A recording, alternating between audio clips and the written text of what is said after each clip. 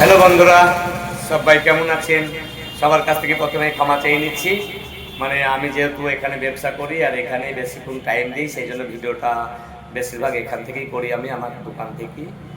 হয়তো আপনারা বলবেন ব্যাকগ্রাউন্ডে সবসময় মোড়া বা পানির ট্যাঙ্কি, কিন্তু ভাই কিছু মনে করবেন না, আপনারা ক্ষমা দৃষ্টি দেখবেন, একটু আওয়াজ হয়। ভালো মন্দ বিচার কী বা বলবো আর বলেন, এই ফেসবুকে প্ল্যাটফর্মে কাজ করতেছি, দেখলাম বেশিরভাগ খারাপটাই ছড়ে বেশি, যে সমাজে আমরা ন্যায্যভাবে বিচার করতে পারি না বা মা বাবার সম্মান করতে পারি না, সেখানে এর থেকে আর বেশি কিছু বলার থাকেও না।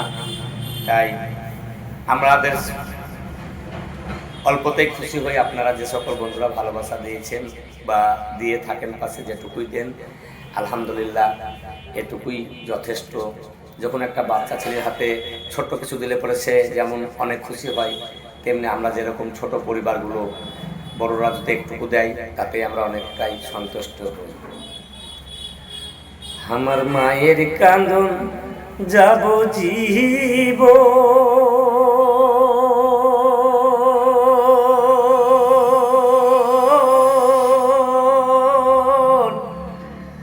ওরে 2-4 মাস বনের কান্দন রে, ওরে ঘরের পরিবারের কান্দন কয়েকদিন পরে থাকে না।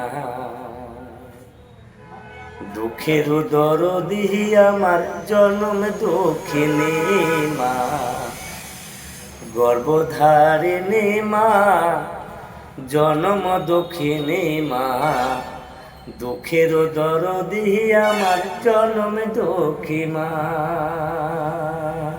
তাই ভাই, আমি সবার কাছে অনুরোধ করছি, জোরহাত করছি, যে পরিস্থিতিতে থাকেন না কেন, যেমনই থাকেন না কেন, মা বাবাকে কেউ ফেলিও না।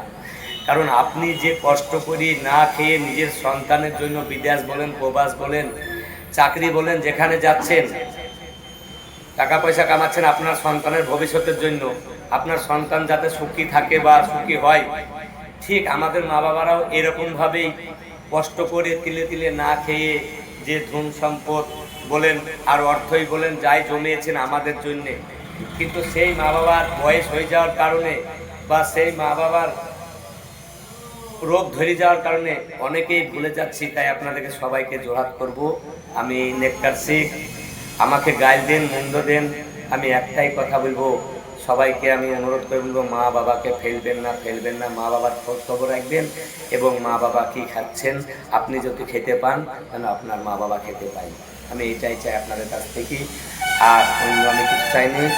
মা বাবাকে দেখবেন, আল্লাহ আপনার পুঁজিতে, বরকতে, ইনকামে কিছুতে আপনাকে কমতি করবেন না ভাই। মা বাবার দোয়া, অনেক দোয়া, যার হয়তো মা বাবা নাই সেও এক আফসোস করছেন, আর মা বাবাকে থাকতে যে মা বাবাকে দেখবেন না সেও কিন্তু একদিন আফসোস করবেন।